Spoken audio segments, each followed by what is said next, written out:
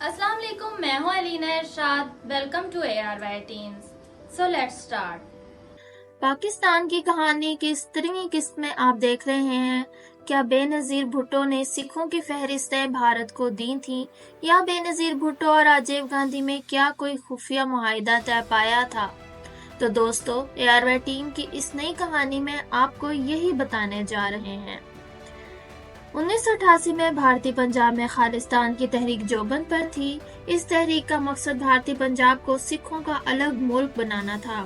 दूसरी तरफ मकबूजा कश्मीर में भी तहरीक आज़ादी जोरों पर थी। इसी दौरान दिसंबर 1988 में इस्लामाबाद में सार्क कॉन्फ्रेंस हुई।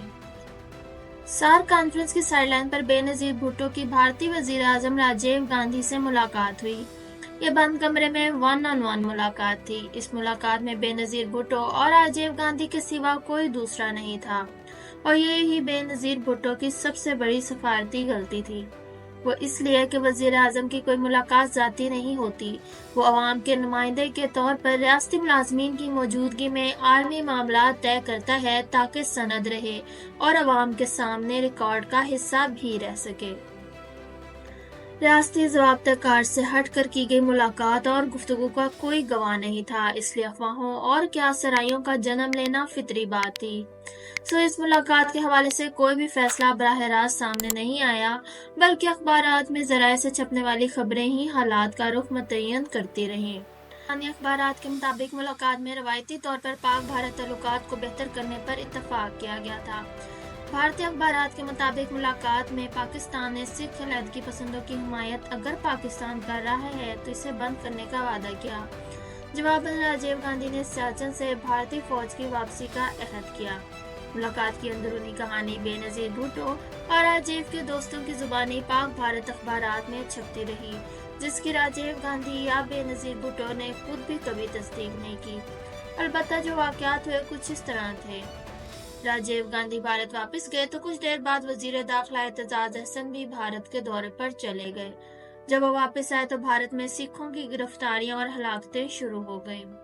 इस मसले पर यह बात फैली कि एतजाज अहसन ने भारत को सिख अलहदगी पसंदों की फहरिस्तें दे दी हैं। इसी दौरान भारतीय वजीर दाखिला बूटा सिंह का एक इतराफ भी पाकिस्तानी अखबारात में छपा, जिसने सिख अलहदगी पसंदों की हमायत खत्म करने के तासुर को तकवीत दी।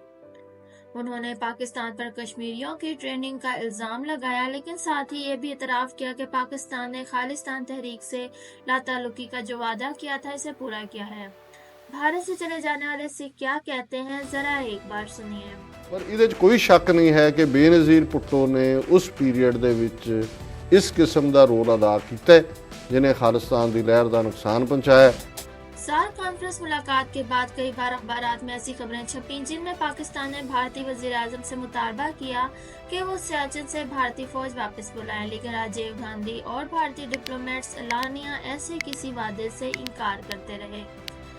इस मुलाकात के चंद माह बाद जुलाई 1999 में राजीव गांधी खसूसी दौरे पर पाकिस्तान आए। टाइम्स ऑफ इंडिया के मुताबिक बेनज़ीर भुट्टो ने राजीव गांधी से सियाचिन वाला वादा पूरा न करने पर शिकवा किया। भारतीय वजीर आजम ने जवाबन कहा, इंडियन मिलिट्री एस्टेब्लिशमेंट सियाचिन खाली करने पर अभी तैयार नहीं, अलबत्ता इंतखाबात के बाद वो अपना वादा पूरा कर सकेंगे। लेकिन 1999 के भारतीय इंतखाबात के बाद राजीव गांधी वजीर आजम ना बन सके और ये वादा ही रहा।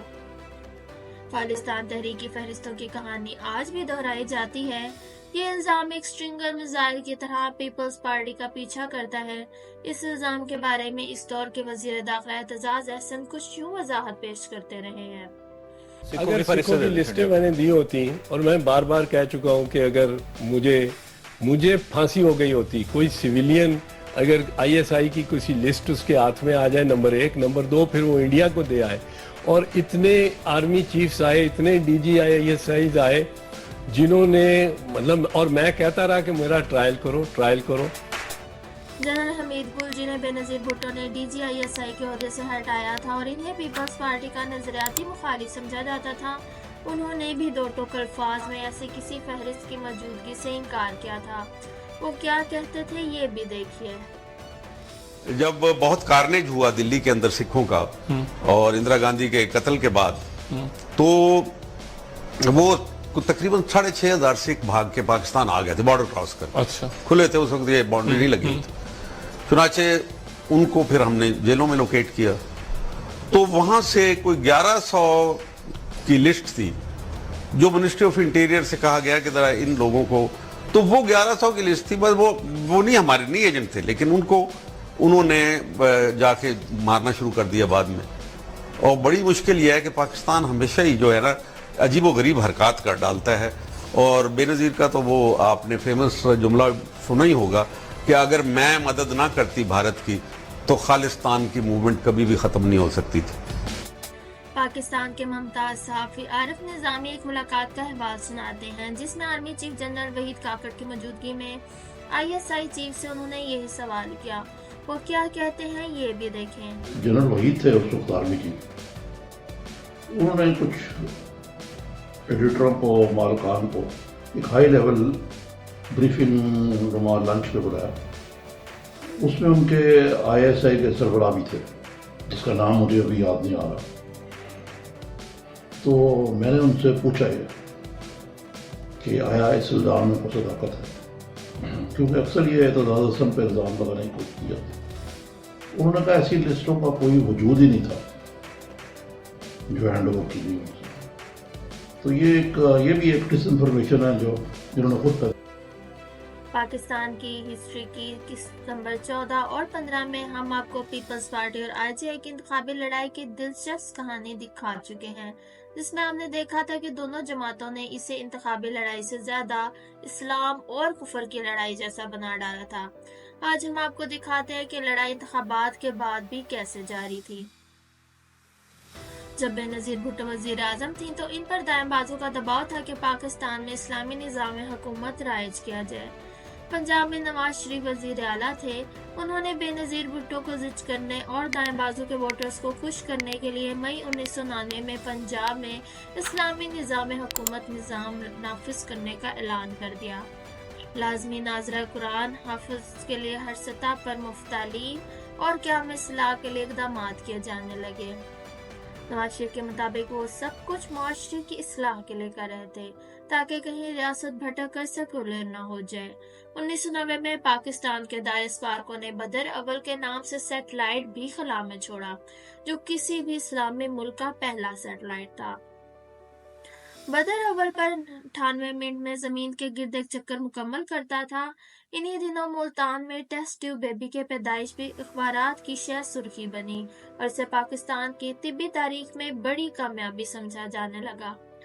मिसाइल और एटमी प्रोग्राम भी इस दौर में बहुत तेजी से आगे बढ़ा। इस की हकीकत भी वाज़िया रहनी चाहिए कि बेनज़ीर भुट्टो और नवाज शरीफ एक दूसरे के खिलाफ सख्त बयान देते थे और भरपूर मुखालफत भी करते थे, लेकिन एटमी और मिसाइल प्रोग्राम पर दोनों यकजान दो कालिब थे। पाक फौज और सियासतदान मिलकर एटमी प्रोग्राम, मिसाइल प्रोग्राम आगे बढ़ाते रहे। ये सब कुछ चल रहा था। इसी दौरान उलमा की तरफ से औरत की हुक्मरानी के खिलाफ फतवे आना शुरू हो गए। उधर बेनज़ीर के शौहर आसिफ अली ज़रदारी की करप्शन कहानियां भी जुबान ज़द-ए-आम होने लगी। इन पर सरकारी मंसूबों में किकबैक्स लेने के इल्जामात लगे और इन्हें मिस्टर 10% का नाम दिया गया। इस तमाम खींचातानी के बावजूद पीपल्स पार्टी की हुकूमत कायम थी, लेकिन फिर पीपल्स पार्टी के हाथों एक सानिया हो गया। ये सानिया ऊंट की कमर पर आखिरी तिनका साबित हुआ। ये आखिरी तिनका क्या था?